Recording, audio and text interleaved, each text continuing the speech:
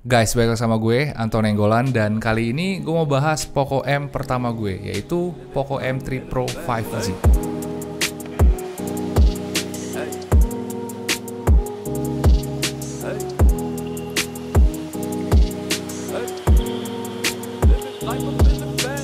Akhirnya tahun ini perang entry level 5G udah dimulai guys. Udah ada Realme 8 5G dari Realme, udah ada Oppo A74 5G dari Oppo, ada Galaxy A22 5G dari Samsung, dan ada Poco M3 Pro 5G dari Poco atau dari Xiaomi. Gue ada rencana untuk membandingin semuanya. Kemarin gue udah bahas yang Realme 8 5G, dan sekarang gilirannya Poco M3 Pro 5G. Gue tertarik untuk nyobain Poco M3 Pro 5G karena ada dua alasan. Yang pertama karena dia pegang rekor untuk smartphone 5G termurah sekarang, dan gue penasaran sama desainnya, soalnya desainnya pas di foto itu kelihatan keren banget. Tapi sayangnya gue kemarin gak kebagian versi yang paling murah, jadi kemarin gue beli versi yang paling mahalnya, yaitu versi RAM 6GB dan ROM 128GB warna biru. Pas buka boxnya ternyata isinya lumayan. Pertama dalam boxnya itu ada HP-nya, terus ada garansi dan quick start guide, terus ada case juga, terus ada charger fast charging yang outputnya 18 watt, dan juga kabel USB Type-C. Dan ya, jadi ini isi dari boxnya. Overall sih menurut gue udah cukup lengkap, bahkan ada case juga di sini.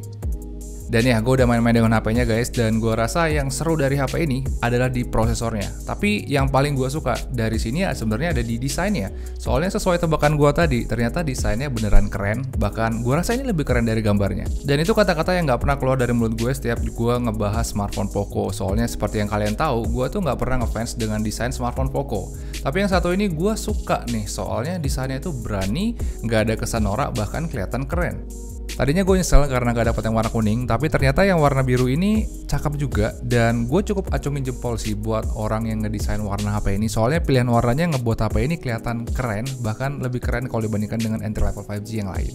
Well ya, keren gak keren itu sebenarnya masalah selera, tapi bagi gue kalau dibandingkan dengan Poco-Poco yang lain, desain Poco M3 Pro ini adalah yang paling gue suka. Soalnya kesan bedanya itu ada, dan warna-warnanya itu bagus. Dimensinya juga seru, soalnya HP ini tuh lebih tipis dan juga lebih enteng kalau dibandingkan dengan Poco X3 Pro. Dan pas dipegang sebenarnya feel-nya lebih mirip dengan Redmi Note 10 Pro, karena soalnya dia punya lekukan-lekukan gitu, dan frame terus juga tombolnya mirip banget dengan Redmi Note 10 Pro. Dan itu bagus, soalnya Redmi Note 10 Pro menurut gue adalah salah satu HP yang enak untuk dipegang.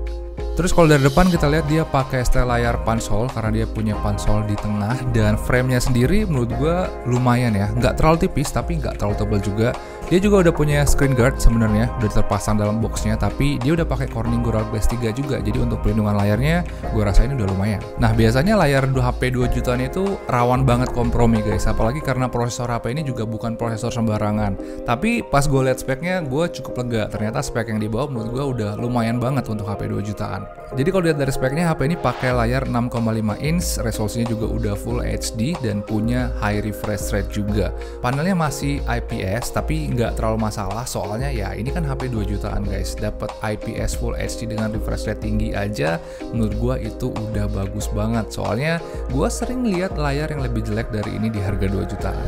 Jadi ya bisa dibilang gua cukup suka dengan desain dan layar HP ini. Tapi seperti yang gue bilang di awal, yang seru dari HP ini sebenarnya ada di prosesornya. Dan sebelum kita bahas prosesor, mungkin kita bahas jabarin speknya dulu aja. Jadi kalau dari spesifikasi internalnya, HP ini punya dua varian RAM ROM, ada varian 4GB 64GB, dan yang gua pakai ini adalah varian 6GB 128GB.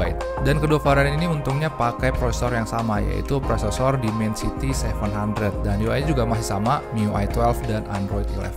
Terus kalau kita cek di Aidana 4, kita lihat Dimensity 700 ini punya manufacturing proses 7 nanometer, dan itu lebih kecil kalau dibandingkan dengan prosesor HP 2 jutaan atau 3 jutaan yang lain.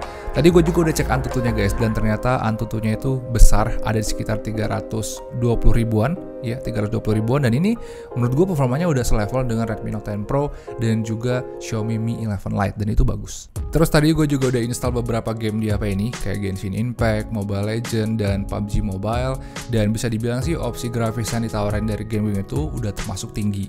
Kalau di Mobile Legends dia bisa main di settingan high dan high refresh rate, dan di PUBG dia udah bisa main di smooth ultra.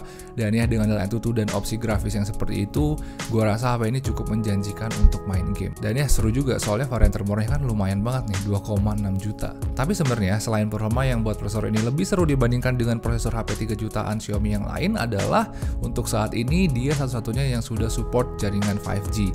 Dan itu seru banget karena selain performanya bisa diadu, support jaringan yang kita dapat juga lebih luas dari yang lain.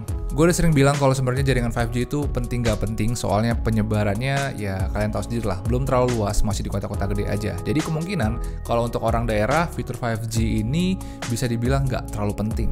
Tapi kalau kalian tipe orang yang beli HP untuk pemakaian jangka panjang, let's say 2 atau 3 tahun ke depan dan tinggal di kota, menurut gue support jaringan 5G ini wajib banget untuk dipertimbangkan. Soalnya kalau kalian dapat akses untuk pakai jaringan itu, minimal kalian nggak perlu beli HP untuk nyobain 5G. Dan gue rasa tujuan dari HP ini ya memang ke situ sih, untuk pemakaian jangka panjang dan juga orang-orang yang pengen pakai 5G. Oke, berikutnya mungkin kita lanjut ke baterainya dulu. Jadi HP ini punya kapasitas baterai yang lumayan, yaitu 5000 mAh.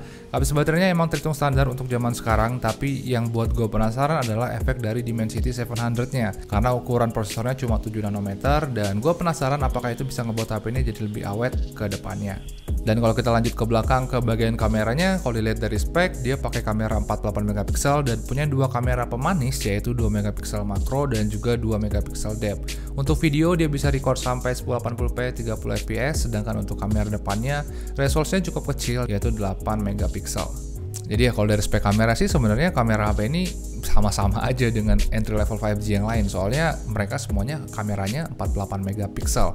Tapi tadi gue juga udah sempat ambil beberapa foto dan video, mungkin kalian bisa cek aja kira-kira hasil foto dari HP ini cocok nggak dengan kalian.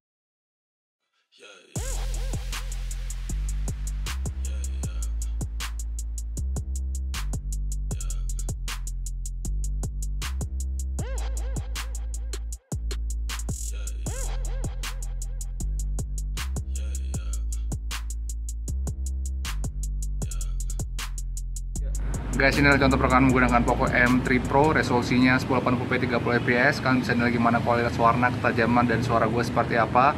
Tadi gue coba jalan guys, ternyata ada image stabilization-nya dan videonya stabil. Mungkin yang ini juga bakal stabil, soalnya ini image stabilization-nya aktif. Dan mungkin kalau untuk contoh jalannya seperti apa, kita lihat aja langsung. Ini contoh dari video jalan gue.